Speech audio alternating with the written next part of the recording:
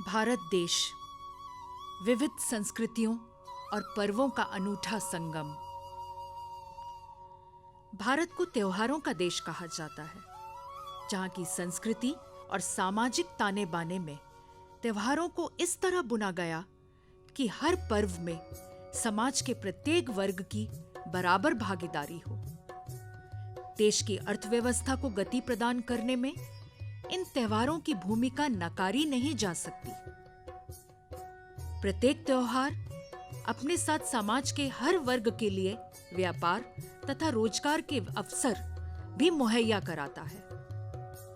ऐसा ही एक पर्व विजयादशमी का भी है। दशहरा या विजयादशमी का पर्व लंकापति रावण पर राजा राम की विजय के उपलक्ष्य में बुराई पर अच्छाई की जीत के प्रतीक के रूप में मनाया जाता है। इस दिन अयोध्या के राजा राम ने राक्षस राज रावण का वध कर संसार को उसके अत्याचारों से मुक्ति दिलाई थी। हर वर्ष विजयादशमी के दिन रावण को बुराई का प्रतीक मानकर जलाने की परंपरा चली आ रही है। लेकिन हमारे बीच कुछ ऐसे भी लोग हैं जिनके लिए रावण पूजनीय भी है। इनके लिए रावण पूजनीय इसलिए है क्योंकि इनके परिवारों के लिए पूरे साल की राशन की व्यवस्था रावण की वजह से हो पा रही है।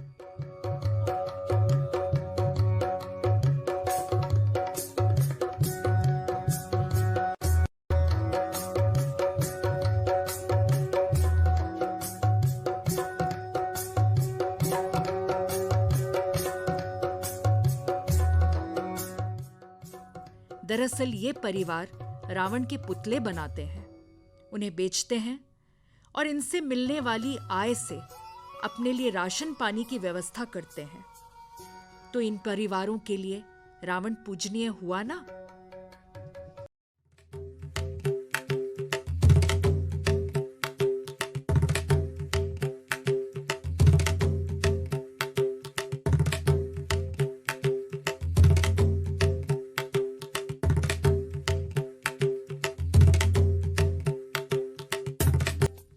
मध्य प्रदेश की राजधानी भोपाल में भी कई इलाकों में इन दिनों रावण की छटा बिखरी हुई है।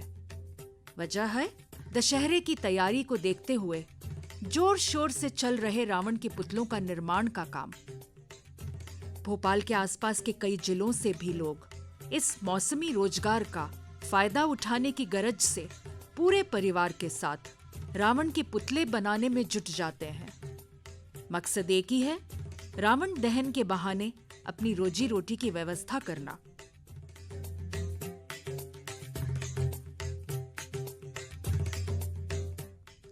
रंग बिरंगे कई आकार के इन सभी पुतलों की मंजिल एक ही है, अग्नि में भस्म होना। लेकिन आग में जलकर राख होने पर भी ये पुतले अपने बनाने वालों के लिए कुछ अच्छा ही कर जाते हैं। शायद एक तरह से अपने कर्मों के लिए लंकेश का यह प्रायश्चित भी है। रावण दहन के दौरान किसी को शायद ही यह अंदाजा होता हो कि इन पुतलों को बनाने में कितनी मेहनत और समय लगता है। एक सीजन में आप रावण बेच के कितना पैसा कमा लेते हैं? एक सीजन में ये सब 30-40 हज़ार रुपये बच जाते हैं। सब माल मटेरियल निकाल के सब लेने पड़ता। बांस लेते हैं, मैदा लेते हैं, धागा लेते हैं, सूत लेते हैं, पेपर लेते हैं। कौन लोग ले जाते हैं आपसे रावण खरीद के? रावण तो सर ये कॉलोनी वाले ले जाते हैं, छोटे वाले।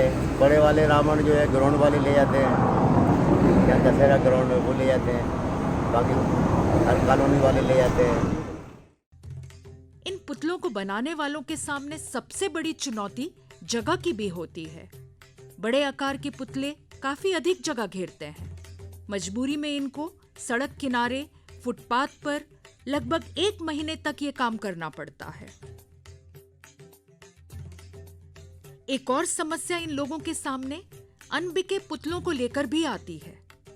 बड़े आकार के पुतलों को जगह की कमी के कारण अगले साल दशहरे के लिए सहेज कर रख पाना मुश्किल साबित होता है। ऐसे में इन पुतलों को बनाने वाले ही इनका दहन कर इनसे छुटकारा पा लेते हैं। जो रावण नहीं बिकते हैं तो फिर उनका क्या होता है? नहीं बिकते रावण, जोड़ो चलो हम भी जला देते हैं। भारतीय संस्कृति हमें अपने जीवन के हर अंग में प्रकृति को सहेजने और संरक्षित रखने का संदेश देती है। इसी अवधारणा को ध्यान में रखते हुए इन पुतलों को बनाने वालों ने भी लगातार ऐसे कदम उठाने शुरू किए हैं जिनसे पुतलों को जलाने से पर्यावरण को कम से कम नुकसान पहुंचे। विजयदशमी को देश भर के लोग अहंकार के प्रतीक रावण के पुतलों को जलाते हैं। रावण को ही अपनी आजीविका का साधन बनाने वाले कारीगर अगले वर्ष फिर अपनी कला लेकर आएंगे। एक बार फिर रावण सड़कों पर बिकने आएगा, अंधकार पर सत्य की विजय का प्रतीक बनकर।